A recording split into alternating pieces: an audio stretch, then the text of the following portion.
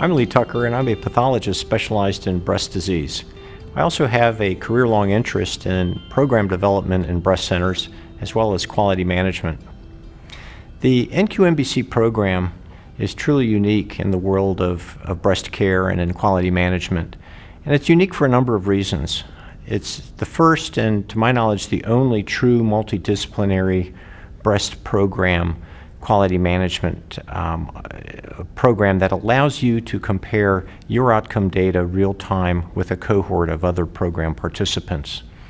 It's also distinguished by being inclusive of breast cancer screening, diagnosis, and treatment, while incorporating the attributes of breast care service level, professional performance, and clinical outcomes. One of the lessons learned in the NQMBC program, however, is that the measurement of breast care and breast care delivery is fraught with some definitional problems. The measures themselves can be very precise and aim and successfully report performance in a very specific area. However, another organization that develops a measure around the same or similar clinical area may have a slightly different definition. And this difference in the definition then creates a problem in data collection, because the data you collect for one organization is now not usable in the other setting. And so if we were to use it, we would be submitting corrupt data or non-relevant information, and therefore our conclusions might be affected by that.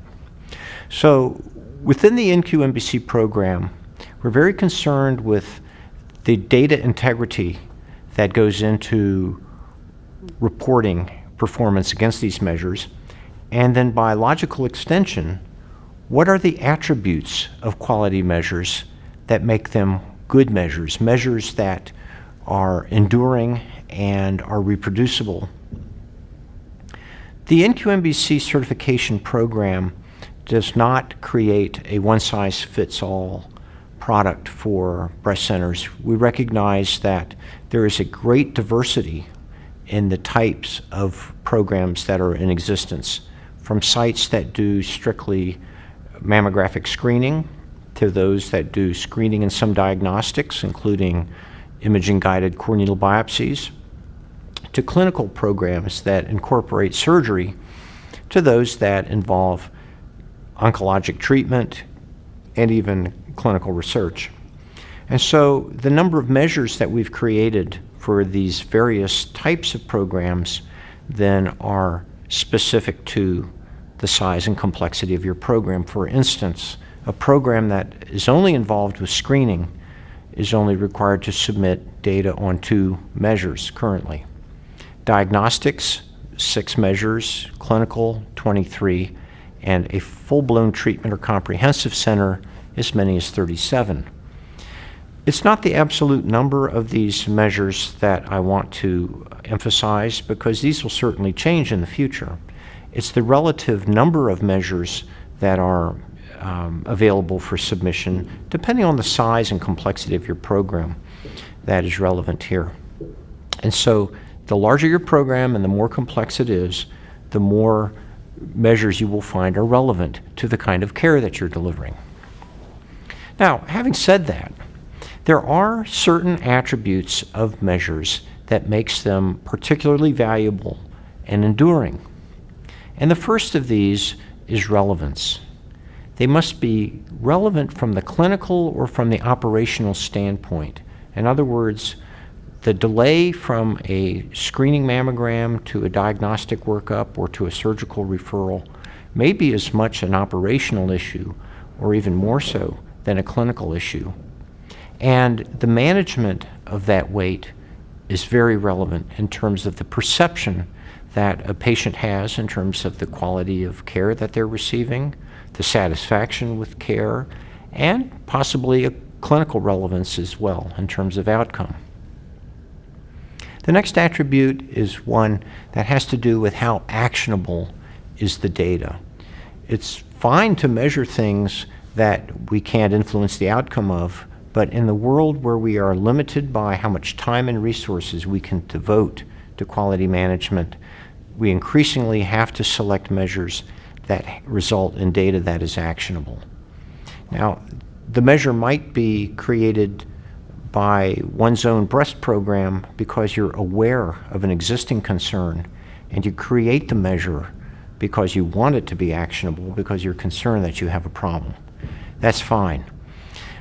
We're quickly moving from the world of anything goes in terms of quality management, where we can have home-cooked measures that are the basis for a comprehensive program, to those that are transportable across programs and geographies, states, health systems, even internationally, to those that have measures, the definitions that are consistent and uniform. So a measure must be clearly definable, and that is a definition that has a discrete numerator as well as a denominator. And this has been one of the key problems that I'll address in a moment with breast care measures that have been developed to date. And then the final attribute, which is of paramount importance, is that it has to be easily collected. Early on in the decades leading up to the current date, we weren't so concerned with collectability, partly because it was before the widespread adoption of the electronic health record, but also because we didn't understand fully the resource burden that is placed on facilities in collecting data with manual methods. And many still, as they think of the ideal measure, the perfect becomes the enemy of the good. And by that I mean we have a beautifully written measure that no one can collect or will collect because the manual processes and the resources that are committed to retrieving that data are burdensome. So there is certainly, at this point in time, a great deal of discrepancy among organizations in terms of the definitions that are given to various quality measures. And just as one example of that, let me give you the difference between, was a treatment considered or was a treatment given? Now this terminology appears again and again in breast measures, whether it is the treatment is mastectomy, was breast conservation considered, or was breast conservation given? Was it hormonal therapy considered or given? Was adjuvant chemotherapy or radiation therapy considered or given? The treatment that is considered gives us perhaps the truest indication of professional performance. It requires documentation in the medical record, which is often non-interfaced with an electronic health record. It may be a manual record in its own right. And therefore, although it's the truest indication of professional performance, it is the hardest to retrieve. Was the treatment given incorporates not only the professional recommendation, but also patient-driven decisions and patient choice, including compliance. This measure, this definition, although it seems to be less perfect, may be more readily collected because the therapy that is given can be found in the record electronically if a code has been dropped for that treatment. So some organizations allow you to collect both, and there are a number of NQMBC measures that differ only by this definition. Was it given or was it considered? But others, the devil is in the details, and you have to read the definition carefully to know whether it was considered or given is the intent of that measure. It does raise the question, how important is it to standardize these definitions? A program that chooses who to become accredited by might be aligned with the program that has a ease of collection of data that can be collected electronically rather than a reliance on predominantly manual methods. Also, a non-standardized definition makes it difficult to compare your performance versus another. Imagine the definition difference with breast conservation surgery as an example. How many women were given the option of breast conservation as opposed to how many ultimately accepted it? Having received breast conservation is easily retrievable from the tumor registry. But whether that conversation occurred in the office and it was offered and she neglected or she declined it for whatever reason, that might require manual chart review, and sometimes in an outlying surgeon's office who's not even part or interfaced with the electronic health record. So standardization of measures is important if we want to have a valid comparison over time and with other organizations.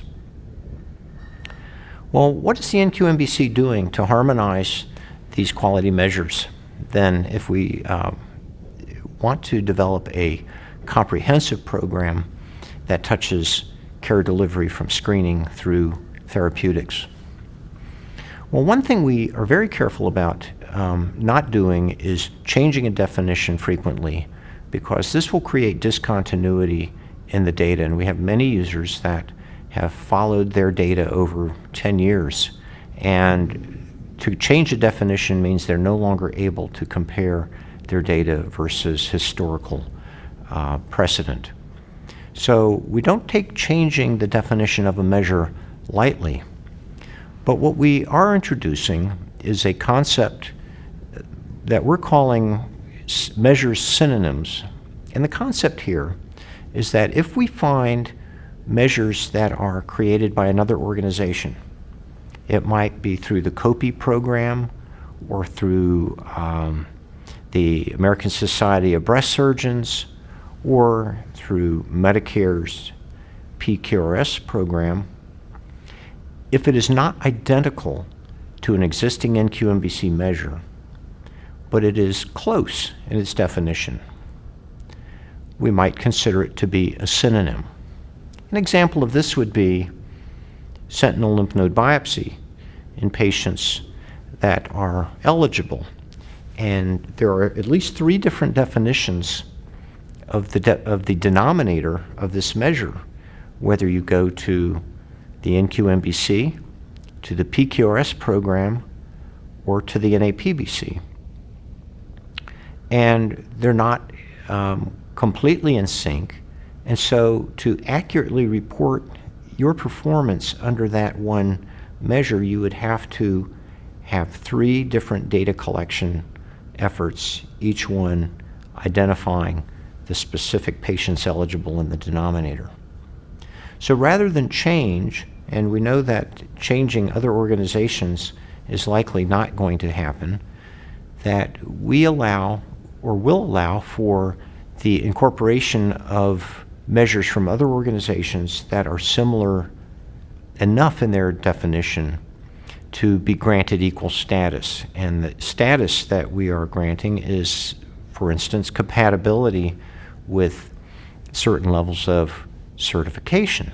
So for instance, a program that enters the NQMBC as a participant can ascend through center quality center to center of excellence ultimately by using these synonym measures in lieu of the existing NQMBC measure, and be allowed to do so and not be penalized. In addition to that, through our audit process, we'll be able to monitor the degree to which programs outmigrate from existing NQMBC measures to measures that are now part of our program but have been adopted from other sources. So that it's possible truly to have the best of both worlds, to have measures that programs that have been with NQMBC for a length of time have continuity. For those that have to make choices of where are they submitting data, can join the NQMBC and know that there's a place for their definition if it happens to come from the PQRS or from another entity, that they still can be fully participatory in the NQMBC program and achieve levels of certification, just as those that work with some of the unique definitions in NQMBC. So, to summarize, it's clear to us that measures have been non-standardized because they've been created from a number of sources: professional societies, other organizations, payers, Medicare. And they were not developed necessarily to have a great deal of standardization across entities, but that the NQMBC recognizes this problem and we're doing something about it. We want to have the central role in coordinating these definitions so that our participants are not only aware of them, but that their data collection burden and expense is eased by being able to submit data on comparable but perhaps not identical measure definitions. This will still allow programs to engage in the comparisons with other programs and with their own historical performance, and still allow them to achieve certification.